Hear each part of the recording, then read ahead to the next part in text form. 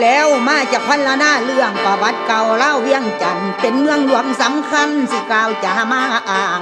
อาณาจักรล้านสร้างเป็นเวียงวังตั้งแต่เก่าทางเหนือไปหอดเขาผาต่อดอกนอคำไปหอดกำผาดางผาใดหอดศาลาผู้คุณ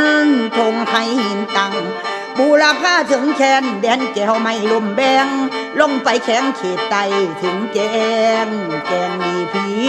จำปาสักมูนี่เป็นเมืองเก่าเล่าเวียงขึ้นวัดผู้มรดกโลกเข้าเขาย่อย่องเป็นหินกองกันไว้อัศจรรย์ยิ่งใหญ่ปราสาทหินก่อไว้สลับสั้นดอกลันเลี้ยงตั้งอยู่เบื้องง้อยอยู่ทั้งผู้เฮาเหลียวดูเห็นวัดแผ่นหินศิลาก่อนนาสะอ่อนจักไผสร้างเป็นวังปังตั้งแทนนอแม่นแต่หินล้วนปูเป็นแผ่นกระด